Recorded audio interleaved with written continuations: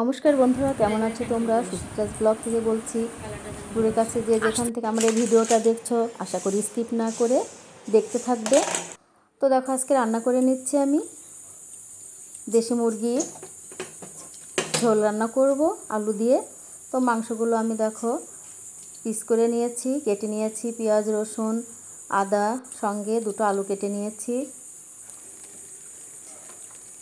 তো আমি পেঁয়াজ রসুন আদাটা পেস্ট করে নেব। তো আমি মিক্সিংয়ে দিয়ে দিচ্ছি। মাংস রান্না করতে গেলে পেঁয়াজ রসুন আদা বাটাটা বিশেষ জরুরি।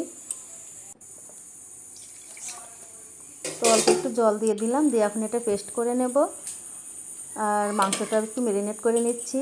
পেঁয়াজ কুচিটা দিলাম, দেখো পেস্ট করে নিয়েছি। মশলাটা আমি সঙ্গে দিয়ে দিচ্ছি হলুদ, লবণ আর পেস্ট করে রাখা মশলাটা, আদা পেঁয়াজ আর রসুন বাটাটা দিয়ে আমি একটু মেখে নেব। আর দিয়ে দেবো এখন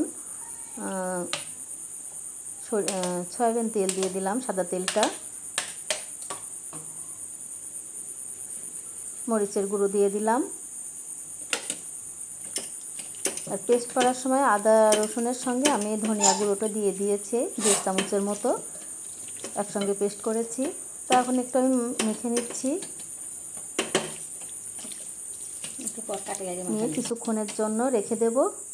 আর এদিকে আমি আলু কেটে নিয়েছি, লবণ আর হলুদ দিয়ে সেটা মাখিয়ে নিচ্ছি, তারপরে তেলে ভেজে নেব।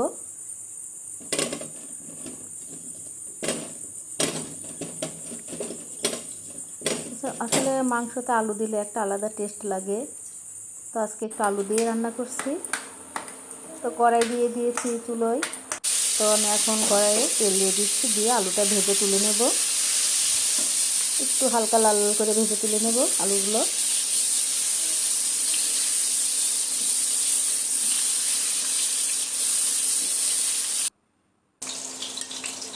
তো দেখো ভাজা হয়ে গেছে, আমি তুলে নিচ্ছি। কড়াইয়ে দিয়ে দিলাম, এখন তরকারিটা তুলে দেব। কড়াইয়ে দিয়ে দিলাম 2টো শুকনো মরিচ, তেজপাতা আর ফোড়ন হিসেবে দিয়ে দিলাম জিরে।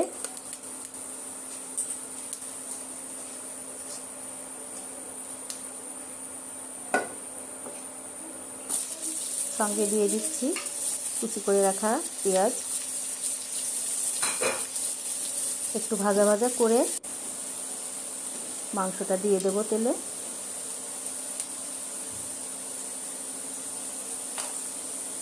সঙ্গে দিয়ে দিচ্ছি 2টো দারচিনি আর বড় এলাচ।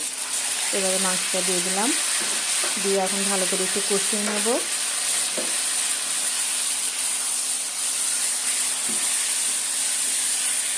মাংসটা আগে থেকে ম্যারিনেট করে রাখলে লবণটা মশলাটা মাংসের মধ্যে ভালোভাবে মিশে যায়, খেতে ভালো লাগে।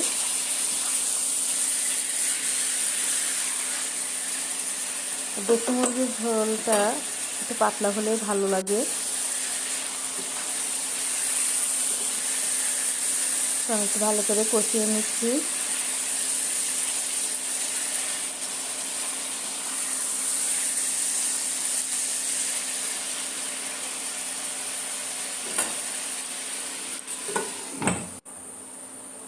একটু ঢাকা দিয়ে দিলাম মাংসটা।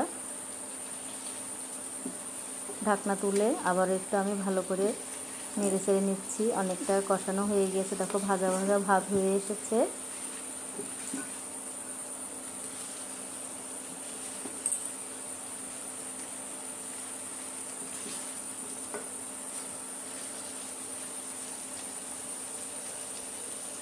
কষানোটা প্রায় শেষ, এখন আমি তরকারিতে ঝোল দিয়ে দেব।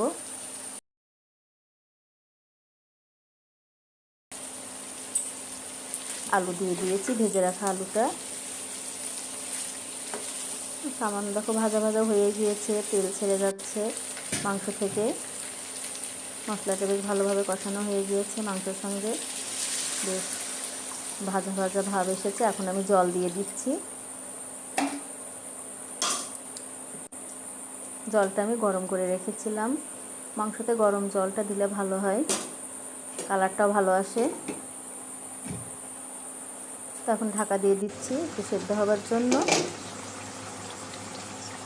বেশ সুন্দর ফুটে উঠেছে।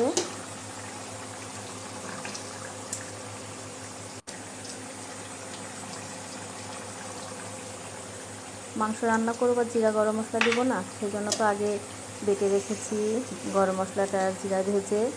এটাতে ফ্লেভার এবং টেস্ট দুটোই থাকে, মাংসর টেস্টটা বাড়ায় এবং ফ্লেভারটাও আসে এই গরম মশলা আর ভেজে রাখা জিরার বাটাতে। তো আমি সেটা করে নিয়েছি এবং নামিয়ে নেওয়ার আগে দেখো দিয়ে দিলাম, দিয়ে সামান্য একটু আবার একটু ঢেকে রাখবো। একটু ফুটে উঠলে খানিক পরে নামিয়ে নেব। হয়ে এসেছে তরকারিটা।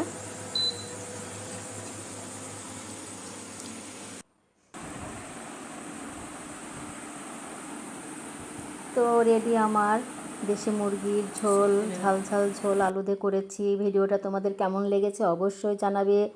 ধন্যবাদ।